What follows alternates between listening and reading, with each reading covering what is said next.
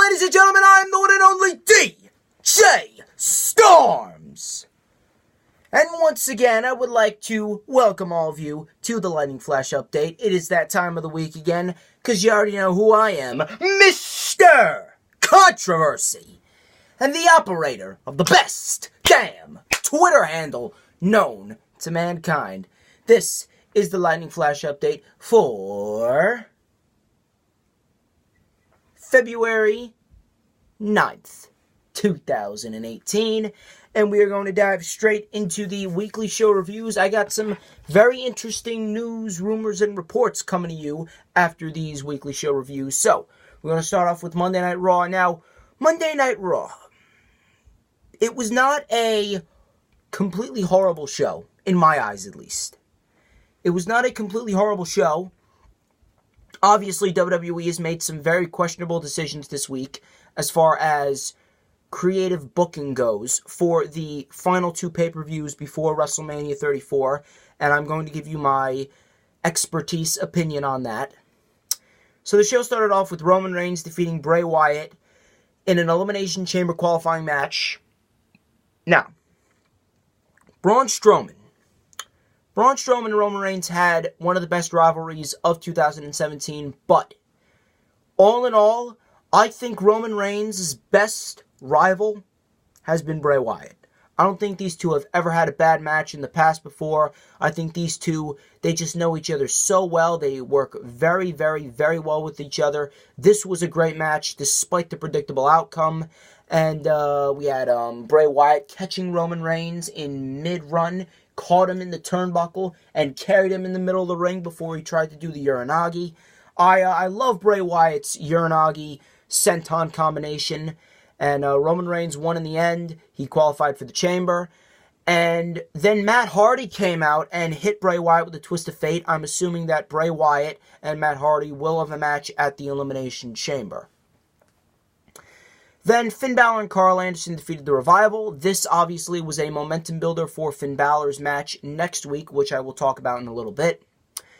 Bayley and Sasha Banks actually threw shade at one another backstage, so we are itching closer and closer and closer to a Sasha Banks heel turn, which has been desperately needed for the past year. Sasha Banks and Bayley throwing shade at one another, Sasha saying, "You don't have the killer instinct to beat Asuka." Bayley saying, "Well, I know I can beat you." And if my calculations serve me correctly, Bayley and Sasha Banks, they could be heading towards a WrestleMania match at WrestleMania 34 for the Raw Women's Championship. Depending on who wins, you could swing either way. You can go with Sasha Banks, and you can go with Bayley. But I would rather go with Bayley just to have that jealousy, that kind of envy boil over Sasha Banks, and then she finally turns on Bayley and gets her Women's Championship match at WrestleMania. I would much rather see that. But you can go either way on that one. Cedric Alexander and Mustafa Ali defeated Tony Nese and Drew Gulak. This was actually a fun match for what it was, and boy, do I love me some cruiserweights. I'm a sucker for the cruiserweights. What can I say? Cedric Alexander and Mustafa Ali, we had some nice back and forth action. Mustafa Ali with a beautiful handspring tornado DDT out of the corner. Cedric Alexander with a tope con hero. And Cedric Alexander and Mustafa Ali won when Cedric delivered the lumbar check, and Gulak sold it like a beast, bouncing off of Alexander's knees as if he was on a damn trampoline. That was that. Kurt Angle then announced the Women's Elimination Chamber participants: Bayley, Mandy Rose, Mickie James, Sonya Deville, Sasha Banks, and of course the Women's Champion, Alexa Bliss. Then he announced Nia Jax versus Asuka at the Chamber. But there's a catch. If Nia Jax wins and she defeats Asuka, she will then be added to the championship match of which Asuka chooses.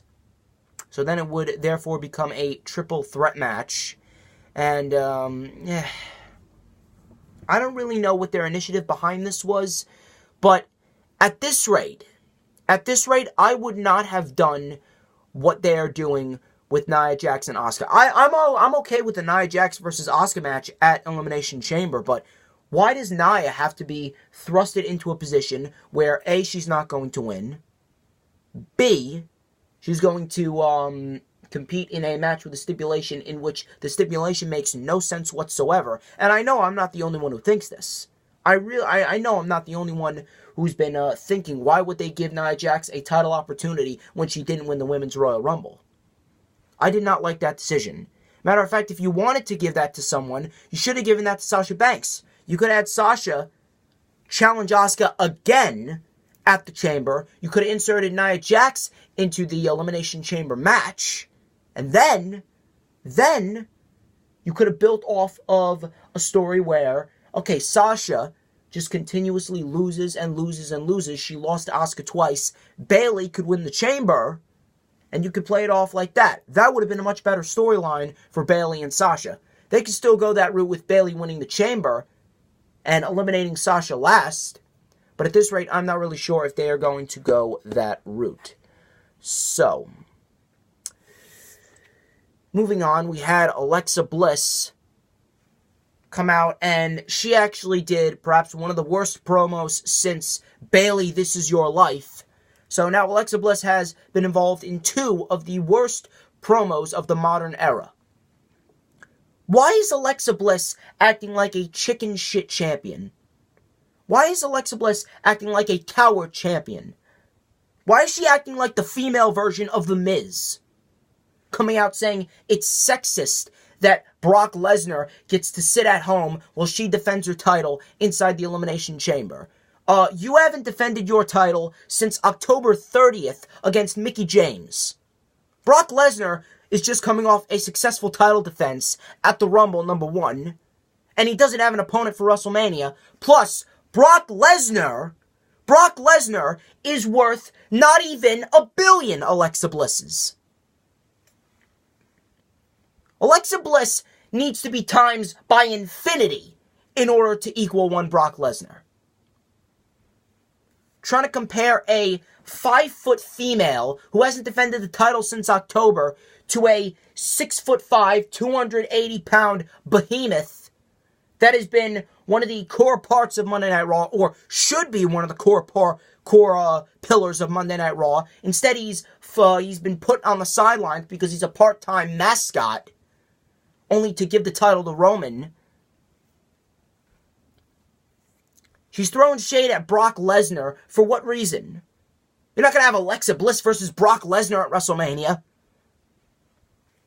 That was completely unnecessary. Completely unnecessary. And I'm sick and tired of the coward heels. I despise coward heels. Coward heels are portrayed way too much in the WWE. How many coward heel moments have we had this year already? The Miz is a coward heel. Bo Dallas, Curtis Axel, lump them in there. Alexa Bliss is acting like a coward heel. Sheamus and Cesaro are acting like coward heels, pretending to be mad that Roman Reigns replaced Jason Jordan in the tag team title match later that night. By the way, it was actually a decent match. Jordan punched out Cesaro, causing a DQ. Obviously, Jordan, he underwent successful neck surgery. Just thought I'd put that out there. What is with all these coward heels? You had Kevin Owens begging to Daniel Bryan not that long ago, please don't fire us. You had Sami Zayn and Kevin Owens complaining that they're in a tag team match against Shinsuke Nakamura and Randy Orton. You had Jinder Mahal running away from competition when the Singh brothers aren't at his aid. There's too many coward heels in the WWE. I cannot stand it. Moving on, Alexa Bliss defeated Bayley in a very good match. Then we had The Miz versus Apollo Crews in another Elimination Chamber qualifying match, and God, I really wish that they would have given Apollo Crews the Intercontinental Championship over on SmackDown Live when they had him on SmackDown Live. Apollo Crews is a genius when it comes to wrestling. He is a wrestling genius. He is more of a wrestling god than JBL was. Apollo Crews, so athletic, incredibly technically sound. And Michael Cole, when he says Apollo Crews has all the tools, he damn sure does have all the tools. But The Miz won. That was that. Then we had Nia Jax defeating a jobber. Reigns and Rollins lost the tag team title match. Or technically they won by DQ against The Bar. But they did not win the titles. We have a second chance fatal 4-way next week with Balor, Wyatt, Hardy, and Apollo Crews.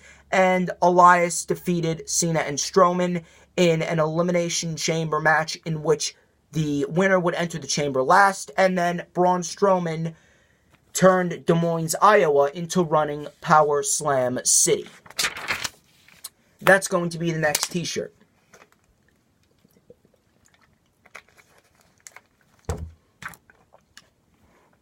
Then we had SmackDown Live. I very much enjoyed SmackDown Live this week. It was a hell of a lot better than Monday Night Raw. Shane kicked off the show saying that Daniel Bryan, he has been giving opportunity after opportunity after opportunity to Kevin Owens and Sami Zayn. Basically, just saying that Bryan, you're letting these two manipulate you. You're letting these two get inside your head. You created one of the most single greatest things in the Yes movement, but the Yep movement is a cheap ripoff of the greatest thing that you created. And Shane McMahon basically said that this whole Yep movement thing, relating it to the Yes movement, this whole opportunity after opportunity thing coming up from the underground, he basically said that Daniel Bryan is living vicariously through Sami Zayn and Kevin Owens. Styles then came out and he said to stay out of the main event match because every single decision regarding Kevin Owens and Sami Zayn affects him.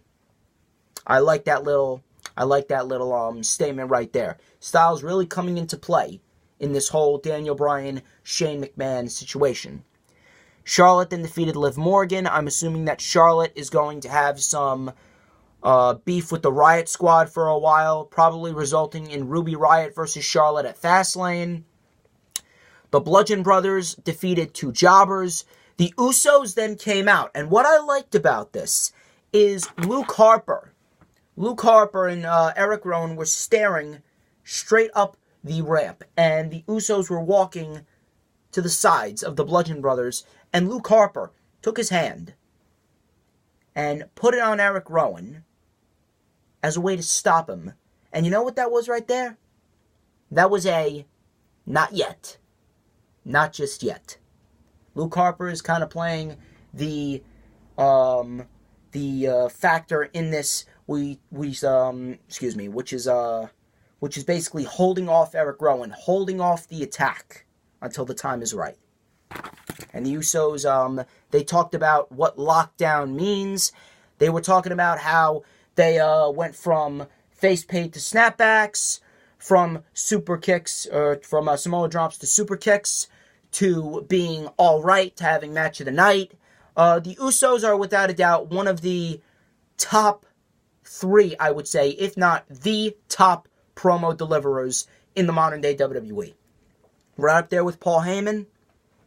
Right up there, you could even put who else could you put up there? Braun Strowman's not a bad promo deliverer. The Miz obviously is up there. Then we had a SmackDown Live top 10 list. That didn't really matter. Then we had Bobby Roode versus Rusev in a great United States Championship match. The crowd made it even that much more interesting. Bobby Roode, he defeated Rusev as he should have defeated Rusev with a glorious DDT. And Rusev, obviously, I believe that Rusev and Aiden English will be going into a SmackDown Live Tag Team title program with the Usos going into WrestleMania. The most interesting thing about this segment is what happened after the match, because Bobby Roode was in the ring celebrating, and he did his little glorious arm raise. Randy Orton, literally out of nowhere. This came out of nowhere, just like the RKO against Shinsuke Nakamura before the Rumble. Randy Orton came in and delivered a great RKO, one of the most beautiful looking RKOs against Bobby Roode, and then he delivered an RKO to English and an RKO to Rusev. So, what I am drawing from here, the conclusion that I am drawing from this is the simple fact that Randy Orton could very well be the next in line to challenge Bobby Roode for the United States Championship, which I assume is going to happen at Fastlane. I mean, if they want to stack Fastlane, and I actually do have some news on Fastlane regarding the main event when we get to the news, rumors, and reports section. If they really want to make Fastlane a grade A pay-per-view, you have Styles versus Owens and Zayn in a triple threat match. You want to add the Bludgeon Brothers versus the Usos. You want to add Bobby Roode versus Randy Orton. That's a damn good card. That's a damn good top 3 right there. Benjamin and Gable then defeated the Ascension and Victor. Man, Victor showing a lot of fire. Nice hot tag by Victor. But Benjamin and Gable won with the reverse Doomsday device. Then, next week, we got Baron Corbin versus a returning Dolph Ziggler, and then the Sami Zayn Kevin Owens match, which turned into a great match. It ended in a DQ. Styles actually punched down Owens and Sami Zayn. And then Daniel Bryan announced a triple threat match for the WWE title at Fastlane. Should be very interesting to see how that match plays out.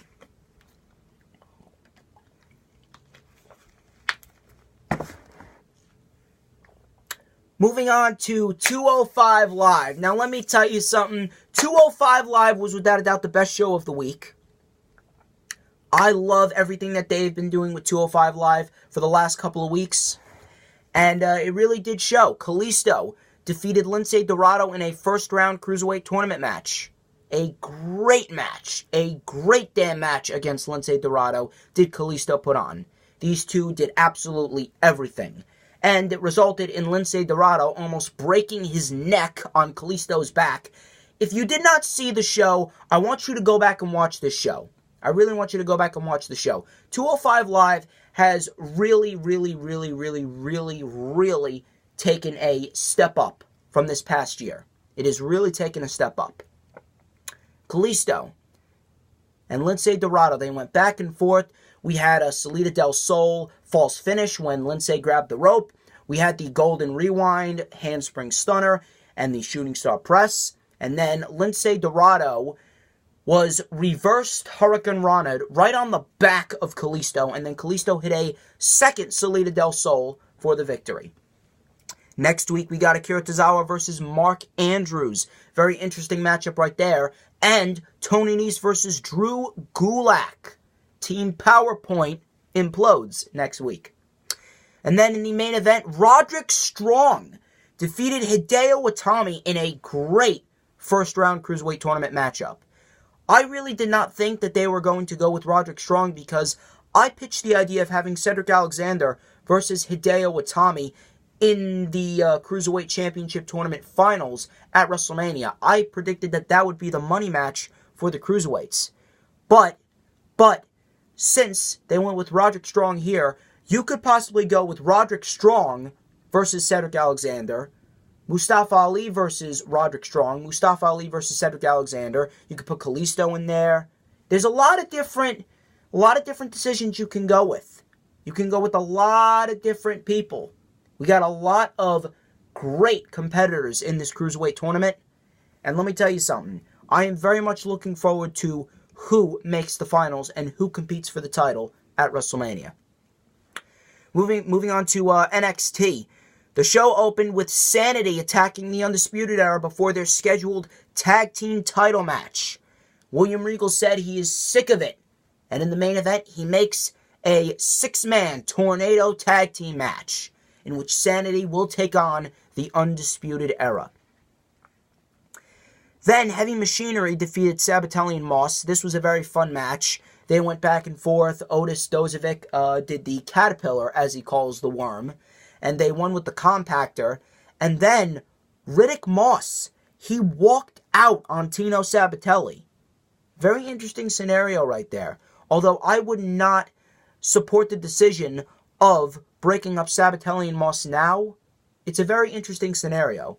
I would like to see where that goes. Then, Johnny Gargano conducted an interview. He talked about how it was great to earn everyone's respect at TakeOver Philadelphia.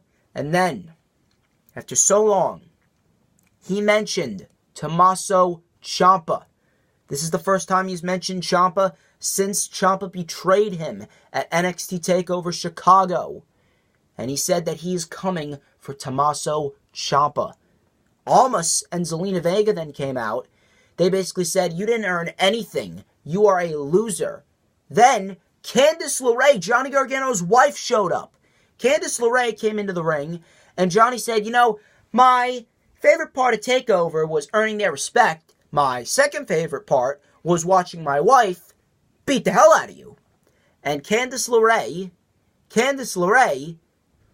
did beat the hell out of Zelina Vega again. She took out Zelina Vega. Johnny took out Almas. And Zelina Vega basically said, you know what? I am sick of you. We've beaten you 3 times. What is it going to take to get you out of here? Johnny said, you know what? You give me one more shot at the NXT Championship, and I will leave NXT. And boy, oh boy, we could be looking at one of the most emotional matches since the Dolph Ziggler-Miz match at No Mercy of 2016. That career versus title match was good. This career versus title match could be even better. Then, get this. Aleister Black will return to NXT next week. I'm assuming he's going to address the whole situation with the Undisputed Era. He's probably going to return to action. He's probably going to set up something with Andrade Cien Almas. And we also are getting Roderick Strong versus Pete Dunne for the United Kingdom Championship next week. And boy, oh boy, they are really pushing Strong like a megastar. You got a match with Pete Dunne for the UK title. He advanced in the Cruiserweight tournament. Someone backstage must really love Roderick Strong. Just putting that out there. Then Bianca Belair defeated a jobber in less than 2 minutes. And then in the main event, we had a great match between Sanity and the Undisputed Era. And by God, Killian Dane, man. Killian Dane. The Great Dane, as Mauro Ranallo calls him. The guy's not human. The guy cannot be human. The guy cannot be flesh and bones at all. The guy moves around and does things that a guy his size should not be able to do. He does things that I never even thought a guy like him could do. He's been doing things over the last few months that should not be possible. Killian Dane doing all sorts of crazy stuff, doing Meishinuku drivers on Bobby Fish onto Kyle O'Reilly, doing cannonballs through the tables, doing suicide dives, doing drop kicks. He beeled Bobby Fish over the stage in Atlanta onto the field. He beeled Bobby Fish. He threw him like a piece of trash over the stage and onto Cole, O'Reilly, and the rest. Ridiculous, ridiculous stuff.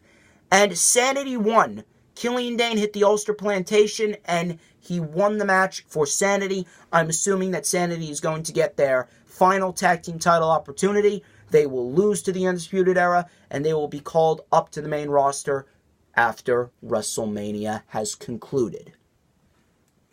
All in all, very good week for wrestling. I enjoyed most of what WWE put on. Now, onto the news, rumors, and reports section. Now, very interesting report. It was reported earlier this week by many sources, including PW Insider. They came out with a report earlier this week that states Vince McMahon has given Triple H complete creative control over 205 Live as a way to rebuild the show. Let me tell you something. Aside from Shinsuke Nakamura winning the Royal Rumble, this was perhaps the best decision that Vince McMahon has made throughout the modern era. And I'm going to stick by that statement. Nobody will be able to convince me otherwise. Vince McMahon handed 205 Live over to Triple H, and you know something? Start small. You got NXT, now you got 205 Live. Pretty soon, Triple H is going to get SmackDown, Triple H is going to get Raw, and Triple H is going to be running the company. Triple H is going to have that company in the palm of his hand sooner rather than later. Vince, finally, showing signs of life, showing signs of actual intelligence. Didn't think a man his age would show this much intelligence, but then again, anything can happen in 2018. Anything can happen. Moving on, we got a report by PW Mania. Now, PW Mania reported that Shane McMahon tweeted that the winner of the Dolph Ziggler versus Baron Corbin match on SmackDown Live will be added to the WWE Championship match at Fastlane. So, what I'm assuming is going to happen is Dolph Ziggler most likely is going to win. I'm assuming that they're going to be pushing Dolph Ziggler a bit here as a way to keep him around for a little bit. Just to keep him around for a little bit, because Dolph Ziggler, we all know, has stuck by the WWE even through all his horrific booking. Dolph Ziggler, without a doubt, has been the most misused talent on the main roster. Never mind Sami Zayn, never mind Rusev, never mind any of the cruiserweights, never mind Balor. Dolph Ziggler is the most underutilized talent on that roster. And with the way that he's headed right now, WWE is trying to keep him around just for a little bit. Because when Dolph Ziggler goes to the independent scene, when he's done with WWE, Dolph Ziggler's fans are going to go with them. WWE is going to lose fans. They're going to gravitate towards whatever promotion Dolph Ziggler goes to. He could very well join the Bullet Club. Moving on, according to Sports Illustrated by way of Cage Side Seats. Now, this is actually a very interesting report here. Cage Side Seats and Sports Illustrated are reporting that the entire Corey Graves Booker T situation is a work. That's right, you heard me correctly. It is all a work. It is a work designed to get heel heat on Corey Graves and publicity for Booker T's new podcast. Now, let me tell you something here. Let me tell you something. Whoever thought of that idea is pure genius. Whoever thought of that idea is pure genius, and he's very misguided at the same time. He or she. I do not know who came up with this idea. But I feel as though this is the wrong type of publicity that you want for a podcast. And especially with Corey Graves. Why do you need heel heat on Corey Graves? Corey Graves is without a doubt the best commentator that you have. Excluding Mauro Ranallo. Mauro Ranallo is in a league of his own, but Corey Graves is the best commentator that they got on that main roster show. 205 Live, SmackDown, and Raw. You can insert all three of them, merge them into one, and no commentator will ever come close to commentating like Corey Graves does. He's the perfect heel commentator. And besides, you always blatantly go out and say that it doesn't matter. The fans will cheer and boo whoever they want. Why are you trying to get heel heat on Corey Graves for a fake Twitter fight or a fake situation, a fake scandal, whatever you want to call it? Why are you trying to ruin Corey Graves' reputation and ruin Booker T's reputation just for publicity? That's the same thing. It's almost like what they're doing with Roman Reigns and Jinder Mahal. You ruin SmackDown Live's reputation just for some extra moolah in India. And even then it didn't work. Because now they got a Roman Reigns hotel in India. You heard me correctly. They got a frickin' Roman Reigns hotel in India. Roman Reigns has a hotel named after him in India. Vince McMahon probably got a hard-on over that. He spent all the time building up Jinder Mahal as WWE champion, and Roman Reigns gets his hotel in India over Jinder Mahal, who is Punjab. He's Punjabi. It really doesn't make any sense. But then again, I'm not really going to go too in-depth into this. I want to see how this plays out, because most likely more and more people will catch on. Mainly because of the fact that the New Day were taking shots at Corey Graves and Booker T. So, based on that fact alone, based on the fact that there's been a lot of shade thrown at Booker T and Corey Graves, there's been a lot of innuendos here and there about this whole situation on WWE television with Graves himself, with the New Day, most likely this thing could very well be a work. Moving on, now according to the Wrestling Observer newsletter, I got some news on New Japan Pro Wrestling. New Japan has pushed the Chris Jericho versus Tetsuya Naito match back. They have postponed it for several new matches at the New Japan Pro Wrestling Long Beach event. They do not feel like rushing the match, and they want to have a slow build toward it. And you know what? I support that decision. I am very much looking forward to what they do with Chris Jericho and Naito, and I'm very much looking forward to a match with them down the line. But they're doing the right thing, and they are letting it play out, letting it build up organically, and they are letting it build up very, very slowly.